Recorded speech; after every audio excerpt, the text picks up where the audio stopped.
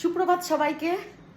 আজ শনিবার আর ভীষণ শর্ট নোটিশে আমরা কিছু একটা প্ল্যান করেছি, তো আস্তে আস্তে সব কিছু জানতে পারবে।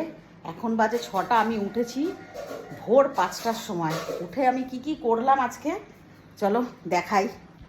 তো সকালে উঠেই দেখো রান্না বসিয়ে দিয়েছি, ভাত, চা হচ্ছে, এই যে এদিকে ম্যাক্সের রুটি হয়েছে, আর এখানে দাঁড়াও দেখাচ্ছি, এই যে এদিকে আলুটা কম আছে, মসুর ডাল পাতলা করে, আর এটা হলো নিরামিষ পাঁপড় আলুর তরকারি।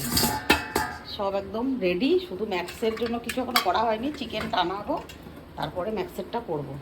তোমরা হয়তো ভাবতেই পারো দিদি কোথায় যাচ্ছ, তো হ্যাঁ আমরা একটুখানি যাচ্ছি হলাম একটা জায়গায়, সেটা এখন বলে দেবো না, তাই তো গুগল, সাসপেন্সটা নষ্ট হয়ে যাবে। আমি যাচ্ছি আর বোনরা যাচ্ছে, আমি মনা থাকছে বাড়িতে, কারণ ম্যাক্স আছে, ওর ঠাকুমা আছে, তো ওর ঠাকুমার মনা রান্নাটা আমি করে দিয়েছি।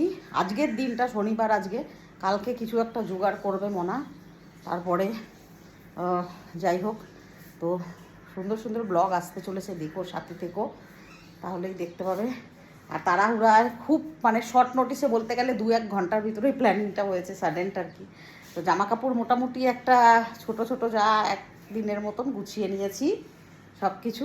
তো বেশি সময় নষ্ট করবো না, এখন যেতে হবে সিটি সেন্টার থেকে, আমাদের বাস আছে, তো সিটি সেন্টার থেকে বাস ধরবো।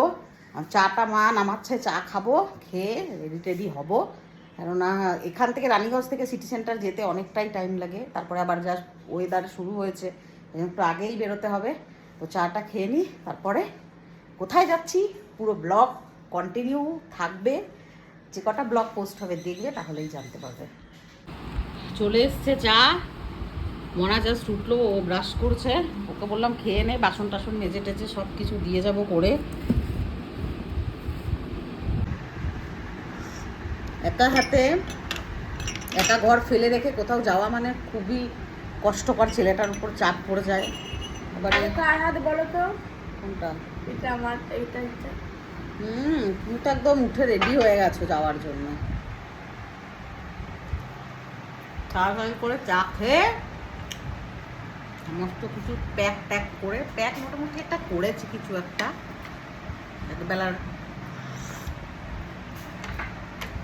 তো আস্তে আস্তে সব কিছু জানতে থাকবে, কিন্তু একটু স্কিপ করলে চলবে না, আর সাথে থাকতে হবে সবসময়।